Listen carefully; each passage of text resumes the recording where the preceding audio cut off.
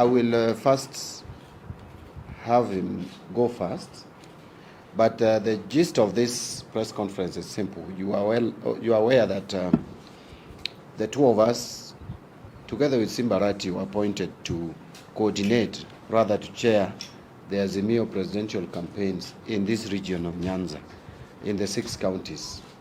We actually kicked off the main activities from Thursday.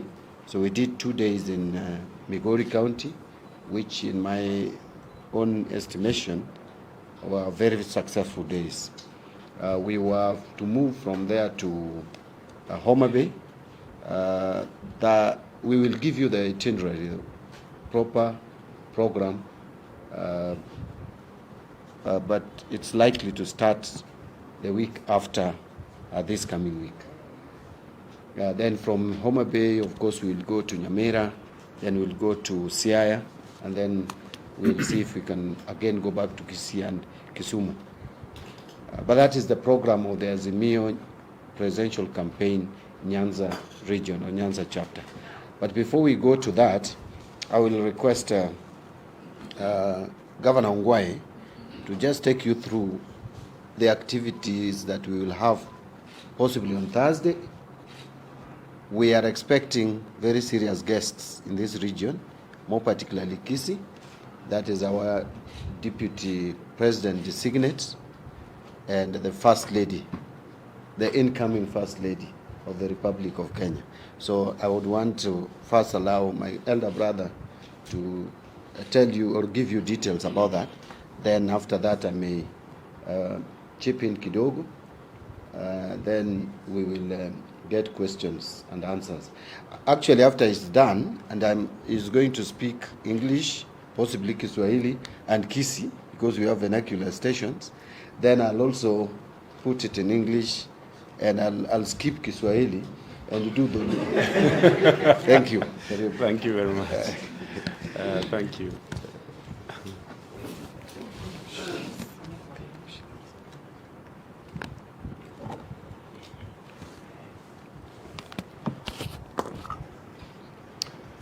Thank you very much, my brother, my chair, my co-chair, and a man I really respect, John. Members of the Fourth Estate, I thank you seriously for coming here. We called you here because we're coordinating the presidential campaign for the Nyanza region. And as you are aware, most of you, we were with you actually. Quite a number of you were here. We were with you in Rongo constituency, we were with you in Awendo constituency, we were with you in Yatike constituency, we were with you in Oriri constituency, and like my chairman has indicated, we are going to move to all these other areas, and the program is going to tell you that program at a later stage. But the most important thing is that our Deputy President designate, Excellency Mother Karua, and the First Lady designate of the Republic of Kenya, Madam Aida Odinga, are going to be in Kisii on Thursday. They are coming to talk to the Kisii people, especially the Kisii ladies, the Gusii ladies, not necessarily Kisii, because there will be ladies also from Nyamira, and any other ladies that are going to come, because we border the Luo side, especially Homa Bay. I think we border a lot of Homa Bay and a lot of Migori. So there will also be ladies who come from those areas. But mainly, the Kisii County government has put up a 350-bed mother-child hospital. It is probably the biggest hospital in Western Kenya. Once it's opened by them, you'll be able to see it. It's a 350-bed hospital. We have also, that mother-child hospital has everything that you can think about the treatment of mothers and children.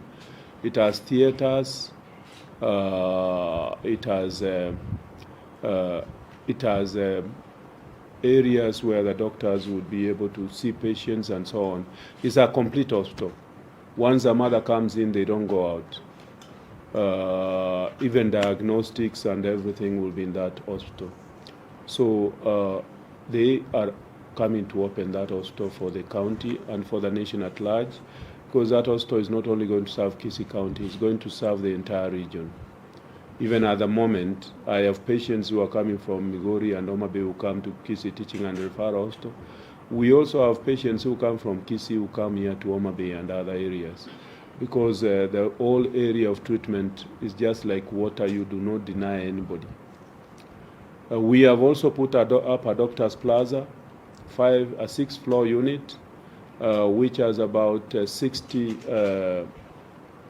offices for doctors. I have about 70 specialists in Kisii in various areas of medical specialization, whether it is in oncology, whether it's in pediatrics, whether it is in all these areas of medical specialization. The problem that we have been having is that without a Kenyatta hospital-like type of setup, it is very easy for those doctors to do private locums.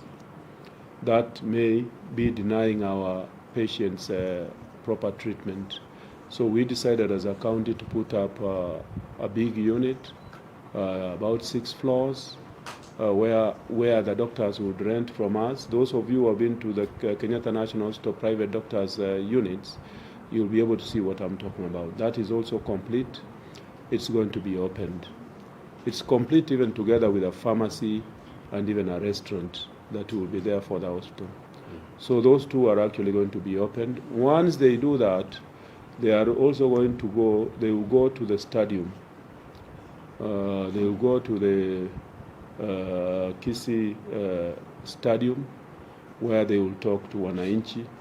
We expect that the bulk of the people that are going to be there, we expect ladies anything between 5,000 and 10,000 ladies. They should be there so that Mama Aida, who we sincerely thank for graciously agreeing to come, because Mama Aida is going to be the chief guest, supported by our deputy president designate, and we expect that the ladies from the region will be there. You may wish to know that in terms of voting patterns for the 5th, because we are also talking here, it's not so much actually the whole process of opening up those units. That's a process that will take less than an hour. The main reason is that we have all come here. We come from the Nyanza region. This is the area, this is the home of our 5th president of the Republic of Kenya. So the bulk of their time will be to talk to the Gusii people and any others that will be there about our president, the Right Honorable Prime Minister Raila Amolo Odinga, becoming our 5th president of the Republic of Kenya on the 9th of August this year. Just about a month to go. So that is what we thought we could tell you. We do hope we will try to talk to the Deputy President to see if she can stick around a little bit in the region, but that I leave to John to see if we can follow that up. I will not be in a position to follow that up. But I thank you very much, John, unless you have anything to add there, or unless there have any questions. Yeah. Really, I think we don't have to move this again. I think the governor has said it all. He has given the programs. We are expecting these 2 important guests, our incoming First Lady and also the incoming Deputy President. As he has already explained, we were given the responsibility of ensuring that the voter turnout in this region hits 100%. We are not giving any space for any percentage, so we are not mentioning 98 or whatever percentage, 100%. But even as we do that, we are also appreciative of development initiatives that have been done. And I want to thank the governor for what he has done in Kisii. I have not physically seen the facilities, but I've seen the photos and they are impressive. And again, I get very proud because he's an ODM governor. There's been sometimes some talks that ODM governors are not delivering etc. That to me is a clear indication of delivery of service by one ODM governor and many others across the country. So Governor, first, congratulations. But the main reason of calling you here is to give you a program that on Thursday is going to be a very busy day in the region. largely campaigning for our presidential candidate. There are chances that the running mate may stay over. That will be communicated. If she stays over and comes to Homa Bay the following day, that will be communicated. It has not been confirmed yet, but it's something that we are pursuing. After that, we are going to tell you again the 2 days that our team led by the two of us, will be in Homa Bay County. And we are likely to do 4 constituencies. We have already communicated or in communication with our teams here, the candidates here, the ODM candidates, I have to be clear, and our county coordinating team, so that we agree on which constituencies we'll visit. We'll do 4 constituencies, and then we'll come back for another 4 later. Again, I want to repeat, the objective is to get 100% voter turnout for Raila Amolo Odinga. And the number 2 is to try to help also our candidates, more particularly the ODM candidates, to win the seats.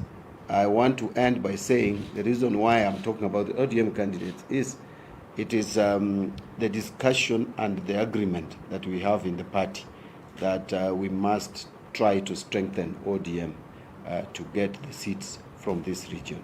So that is something that the instructions and the discussions we've got, the 2 of us work for Raila Odinga in these campaigns. We don't have any other master. So if is whatever is he says, then we have to make sure we implement. And it's also the best thing to do.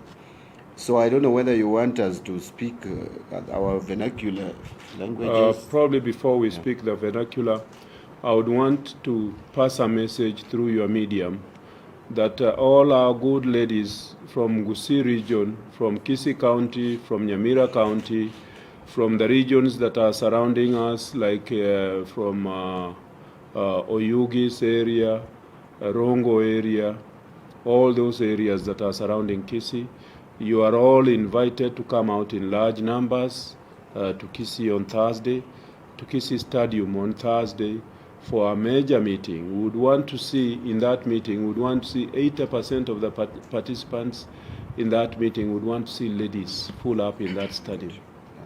I thank you very much. I will also talk later probably in my own local dialect. Yeah, but before we go to our local languages, we have a question that we wanted to know. Recently we heard about the issue of zoning that has also come up with a lot of debate. People are saying, we are supporting Raila, and also we should also be given the opportunity to perform. How are you going to handle this? Because we have Jubilee people here, we have people here campaigning. How are you going to handle this? Don't you think it would have been prudent to finalize this one issue? Then we can answer the other one, because how do you mix those two? Okay. Yeah, please. So if we can talk in the local dialect, I'll also talk a little bit in the local dialect. We finish that. Your first question should... On the issue of zoning and the fielding of single candidates, we have a council of Azimio, which is already dealing with that matter and looking for the best way out of it. But you see, there are areas where fielding multiple candidates exposes Azimio. There are battleground areas where UDA or Kenya Kwanza coalition also have strong candidates. In our region, it's a bit different. We don't face any threat from Kenya Kwanza whatsoever.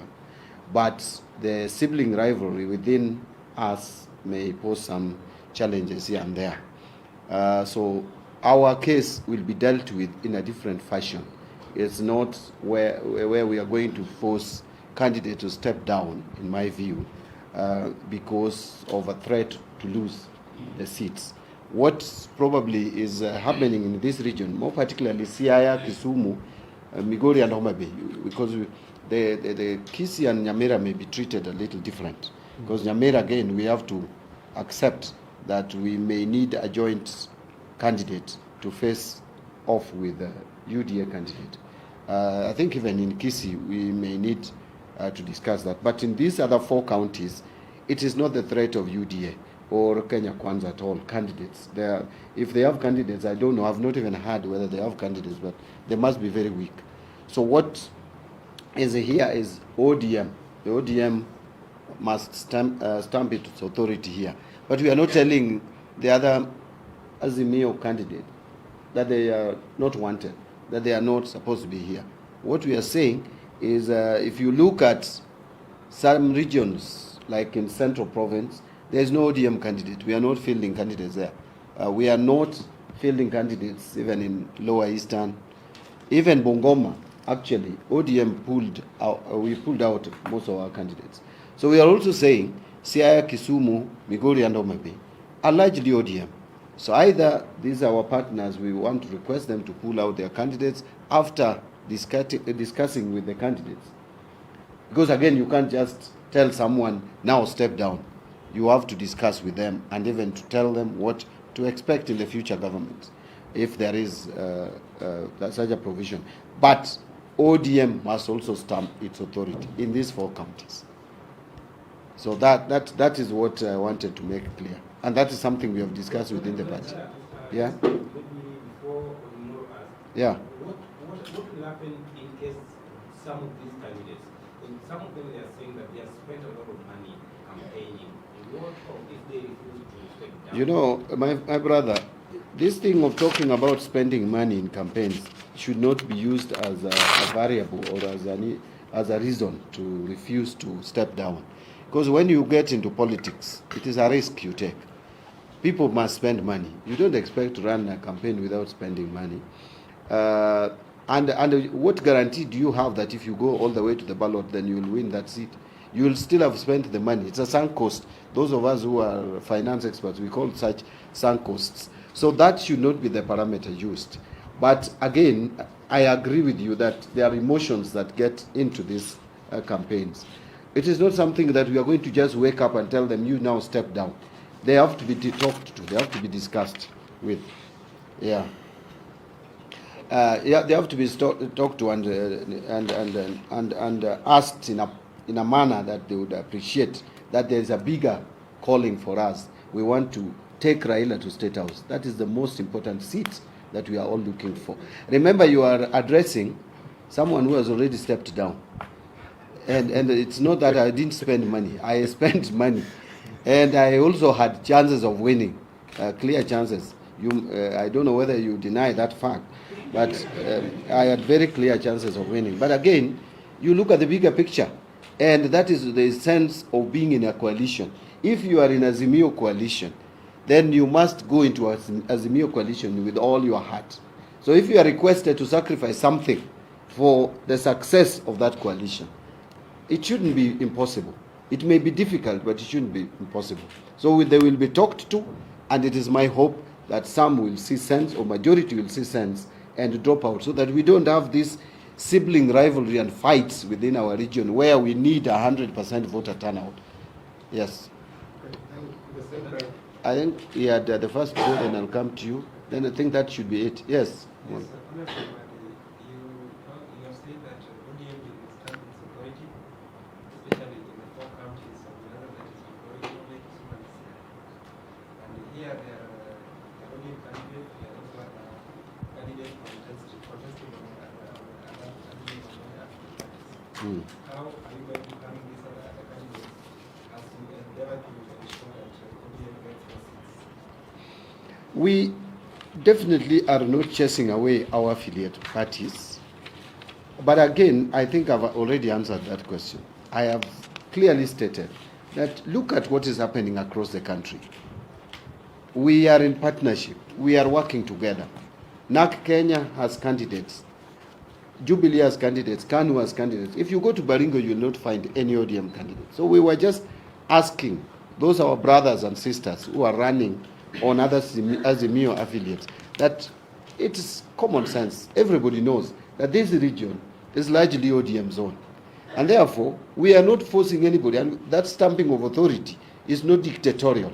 We are not doing it in a way of chest thumping. I am on record as saying that our candidate must be humble. that ODM must humble itself.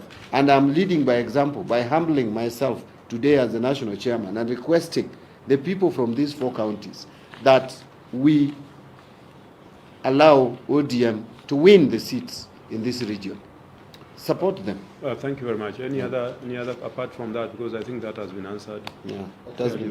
Any other question apart from that, please? Okay, my question was about how long should this negotiation take? Because we are aware that the general election is just a month away. How long should the discussion? Yeah. No, that I may not answer. I don't think, I think he can answer that, but there is a committee. That committee is dealing with it. Yeah. You do know that there is a national committee, so for us in the periphery in this particular area, it's a bit difficult to answer that question.